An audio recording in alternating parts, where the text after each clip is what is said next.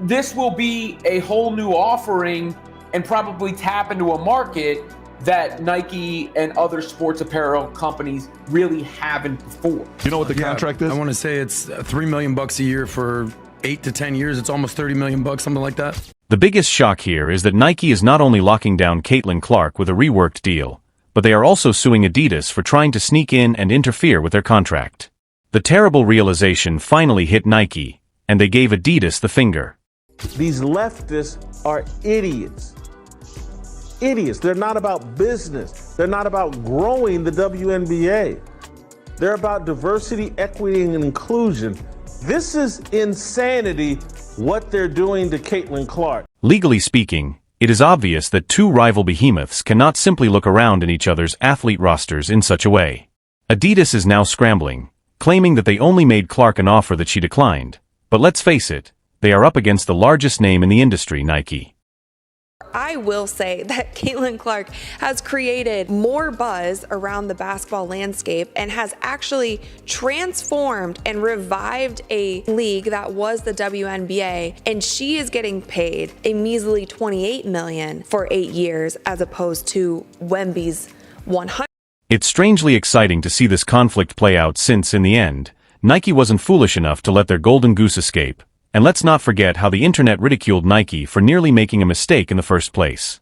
It's been an amusing mess all around. WNBA season, it was announced that Caitlin Clark signed a massive endorsement deal with Nike. This deal was for 8 years, $28 million with a signature sneaker included. Now, at the time, a lot of us were... People were shocked because this wasn't just a casual deal. Rather, it was a full-fledged takeover attempt. Adidas wasn't playing nice. They saw the opportunity and went for it while Nike was caught napping. I mean, all they tried to do was scoop up what Nike simply forgot about, and honestly, they nearly pulled it off. This wasn't some random gossip you see flying around Twitter either. Nike struck absolute gold when they signed Caitlin Clark to an 8-year, $28 million endorsement deal. So why in the world? And with that, Nike has not done one thing to promote her. We have not seen any commercials, we have not seen any ads, we have not seen any Caitlin Clark merchandise, and we for sure as hell have not seen any Caitlin Clark signature. Here's where it gets even more juicy. Nike already had Caitlin Clark locked in, but instead of treating her like the basketball goddess she is, they managed to screw everything up. They promised her a signature shoe and a whole line that was supposed to launch in 2024, but in typical Nike fashion, they botched the rollout. From Caitlin until 2026 or 2027. I didn't mean for this video to turn into a rant, but this is just another example about how people have fumbled the gift that is. They postponed the release until 2026 or perhaps 2027, which is more than simply a delay. It's a serious contract violation in bold letters. How can you make that mistake? Praise the commercials, the ads, the merch, like all of the things that she should have gotten during this rookie season. Nike hasn't produced one ad or commercial featuring Clark since she turned pro, and despite a signature shoe being part of Nike's agreement with Clark, based on conversations with people in the know, it indeed has something to do with the WNBA MVP and Nike athlete A'ja Wilson. But beyond Wilson, it's about the culture at the company that's more concerned with quelling noise rather than making it, as Nike once used to. Apparently, Nike decided that a Wilson shoe should be released first because she is the MVP, and let's just say, it doesn't have the drama attached to her name like Clark. That's the kind of thinking going on behind the scenes, playing it safe with Wilson while completely forgetting that Clark has an army of fans waiting to crash the internet for her shoe. If you're shocked, it's clear that Nike didn't make this decision based solely on merit or sales potential. Did you take a moment to consider that? Nike thought it was a wise decision to push Clark's shoe back despite her enormous fan base because of a media-fueled narrative about playing it safe in the most ridiculous way possible. Meanwhile, Adidas wasn't just watching as Nike messed up Caitlin Clark's shoe deal. As soon as they saw Nike dragging their feet, Adidas slid in smoothly and put a huge offer on the table for Clark. Bigger money, bigger perks.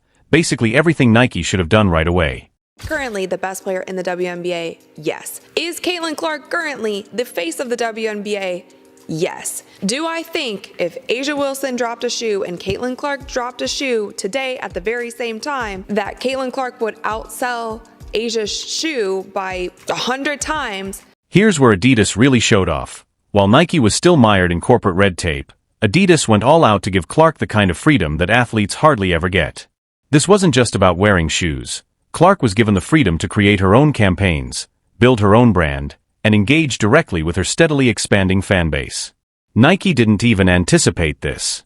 The hype that Caitlin Clark had going into this season, we will not see that again. She came off of playing in a national championship game that had over 20 million people. And then there's the shoe release timeline.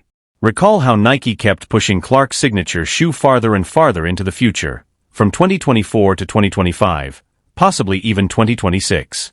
However, Adidas wasn't playing that game. They promised her a quicker release date so her fans wouldn't have to wait a century to get their hands on her kicks. Adidas realized that Clark's fans weren't going to wait around forever. They were prepared to release her shoe as soon as possible, while Nike was still shuffling papers in an attempt to come up with a launch plan. She deserves it! She deserves it! Nike, on the other hand, was in full panic mode because they knew that if Clark accepted a US offer, it would be a PR disaster because in a head-to-head shoe launch between Clark and Wilson, Clark would wipe the floor with her fanbase. Nike knew that if both shoes dropped at the same time, Clark's would sell out in a heartbeat, leaving Wilson's gathering dust. Suddenly, Nike was scrambling to save what they did, going into full damage control mode in an attempt to revive the original contract after months of pushing Clark to the sidelines. Despite winning unanimous WNBA Rookie of the Year, they've got no plans for a Caitlin Clark shoe. Why not? Well, the official reason from Nike is an obvious lie. What are they hiding? Is sports losing popularity? No, Adidas has done pretty well over that time. However, let's be honest for a moment. Was it too little, too late? Nike had already made a mistake, and Clark's supporters weren't really pleased with the way she'd been handled. Fans had witnessed Nike sideline Clark to push Wilson, and now with Adidas in the picture, Nike was looking more like the villain in this story. It wasn't just about sneakers anymore, it was about loyalty, respect, and the way Nike had handled their rising star behind the scenes. And this whole Adidas buzz really kicked off after a tweet from Billie Jean King, who's actually an ambassador for Adidas. She was out here praising Caitlin Clark's achievements, and that's when things started to heat up.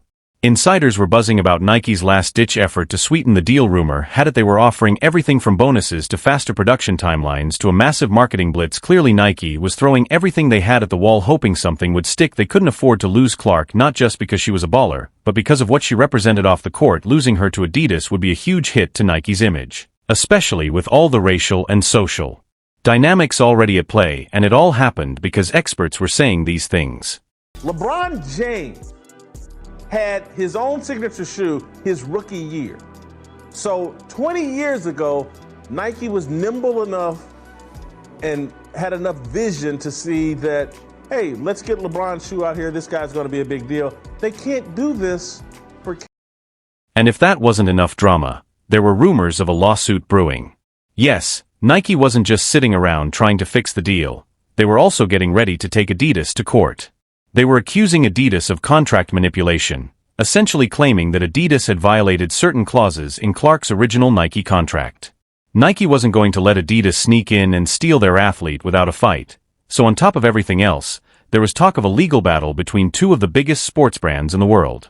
Contract I want to say it's $3 million a year for 8 to 10 years. It's almost $30 million. This wasn't just about shoes anymore. It was a full-fledged corporate war. Adidas made their move, and now Nike was trying to claw their way back into the game. Whether or not they could actually stop Adidas from signing Clark was still up in the air, but one thing was certain: Nike wasn't going down without a fight. If you think it wasn't that big of a deal, you should know that these massive endorsement contracts aren't just casual agreements. Athletes aren't allowed to switch brands whenever they feel like it. The clause in question did a major endorsement deal with Adidas. This partnership is a game changer. It's a huge win for Clark and for women's basketball. And guess what? Nike has a specific clause in Caitlin Clark's contract that clearly states that she cannot endorse any other brands while under contract, especially their biggest rival Adidas. However, Adidas appears to have decided to push their luck anyway. So what is Adidas being accused of? Rumor has it that Adidas has been working behind the scenes to try to convince Clark that she deserves more than Nike is offering. Some whispers even suggest that Adidas may have thrown in a few extra perks under the table to entice her. Will be a whole new offering and probably tap into a market that Nike and other sports apparel companies really haven't before. Obviously, little girls are going to wear them. I think plenty of dudes are going to wear them. You're just going to see those things in high demand. That Clark's initial exclusive clause Adidas should have known better than to tamper with a Nike contract, but they are supposedly doing some behind-the-scenes tactics to take Clark away. It's like seeing two fighters in the ring, but one of them is acting dishonestly, and Nike is shouting foul, but we're far past hearsay. According to sources, Nike's legal team is currently actively preparing a lawsuit against Adidas, accusing them of tampering with contracts. If Nike proves this in court, it could have a significant impact on not only the sports industry but the entire endorsement world. Imagine two of the biggest companies suing one of the most attractive basketball players. It's going to get serious, and Caitlin Clark is right in the center of it.